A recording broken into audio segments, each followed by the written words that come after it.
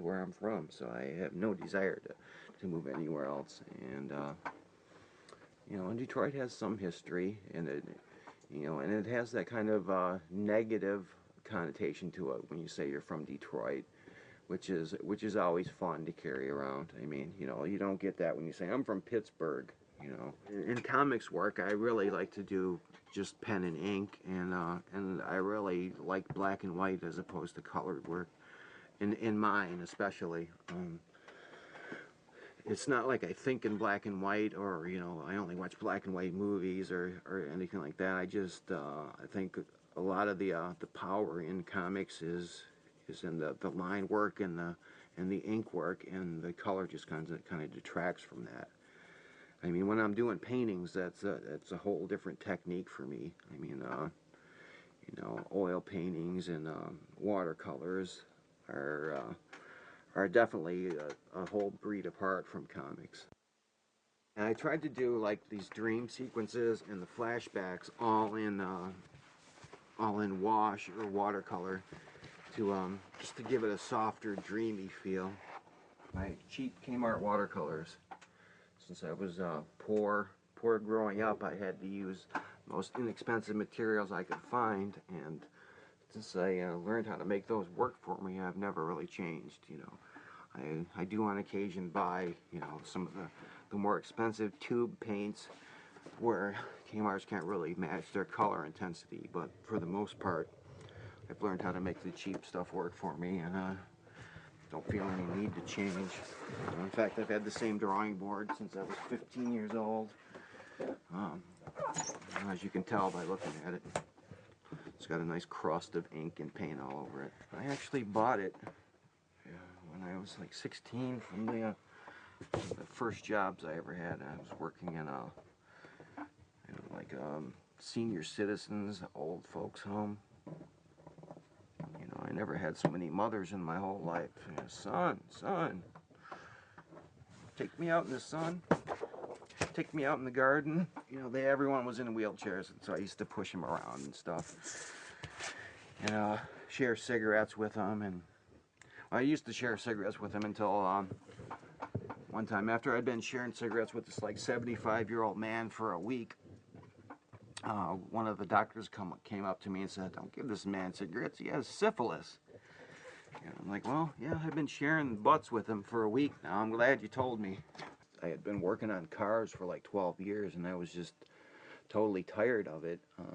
It's like, you know, once I'd learned how to do something, I just got bored with it, and I wanted to move on to something else, to learn something else. And I had, you know, after like 6 years or so of working on cars, you know, doing body work and framework and stuff, I just, you know, I didn't feel like there was any more I could learn, and I was like, I don't know, 30 years old, 31, and I just wanted to do something else that was challenging, where I felt I could learn something and I could throw myself into it. And I don't know, just like on a whim, I tested out for medical school at Wayne State, and I placed really high in it. So I just, on Friday I was banging on a car, and on Monday morning I was sitting in a classroom. And Wayne State is tremendously expensive, so after 2 years, I had to go back to work, and so I went back to work at a body shop. You know, my intent being to work for another year or so, and then go back and take some more classes. But in the meantime, the comic book stuff really started to take off for me. I was doing T-shirts for a comic book store to help pay for my books and things. And the owner of the store liked my work, and he actually asked if I had any comic strips at home. And so I don't know, just on a whim, I kind of took that in and showed it to him. And he really liked it, and he asked if he could publish it. And that was kind of how Caliber Comics was born. He owned like 2 or 3 stores in the Detroit area, and there were all these other comic book artists, or would-be comic book artists, living in the area who would come in on Fridays and get the new comics. And he saw all this talent coming into a store that wasn't really doing anything, and so he decided to start a publishing company. And The Crow was one of their very first books, and it was and it sold amazingly well. And I actually got to the point where I thought I could make a living at it. You know, I looked at my income from the body work and from the comics work, and they were just about neck and neck. And I figured, well, there's no reason for me to get up and fucking skin my knuckles every morning on somebody's car that ain't mine. You know, when I could go down there and do what I actually like to do. After like 3 issues, I started getting offers from like film companies and studios and things that were interested in it.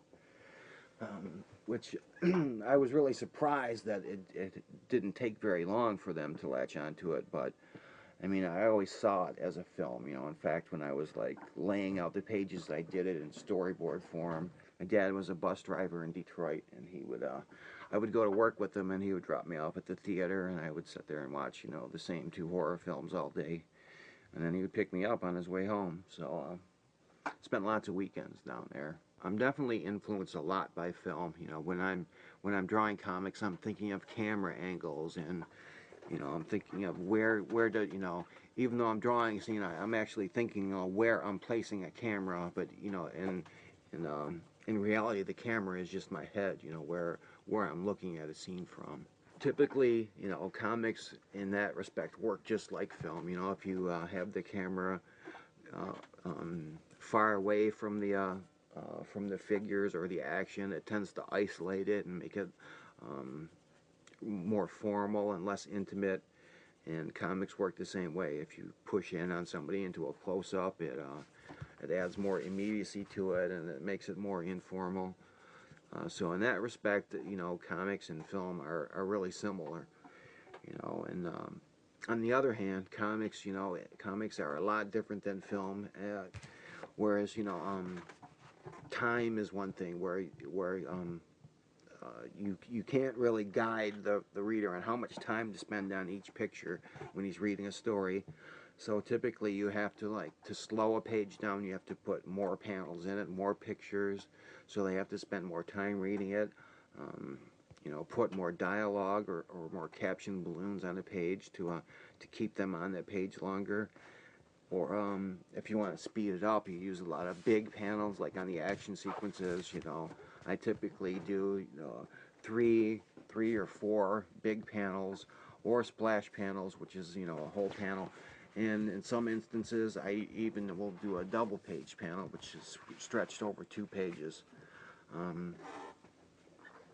So, and the other big difference between comics and film is sound. I mean, in comics, you have these big sound effects, you know, plastered across the panels, and you just have to hope that the reader's going to accept those, and you know, and kind of like sound them out in his head. You know, actually, what you're asking the reader to do is act it out in his head. You're giving him like the visual cues, and you're asking him to act it out in his head, supplying the actors' voices and the sound effects and things, and you're just kind of giving him these visual cues to work from. You know, whereas in film, everything is just kind of presented to you and put right in your lap. You know, complete with background scores and and digital sound and you know everything else. I had no aspirations about becoming involved in film or anything like that. I thought, you know, for the most they'll have the option for 2 or 3 years and it'll lapse and then I'll get it back. So I never even thought it would get made to begin with, let alone that fast. I mean, within like 2 years, it was in production, which is just phenomenal and amazing. And at one point, one of the producers, in a meeting, one of the producers said, and this is no joke, he literally said this, I know, we can do this as a musical, we can get Michael Jackson to star in it, and we can get Julian Temple to direct it. And I thought it was a joke. I started laughing,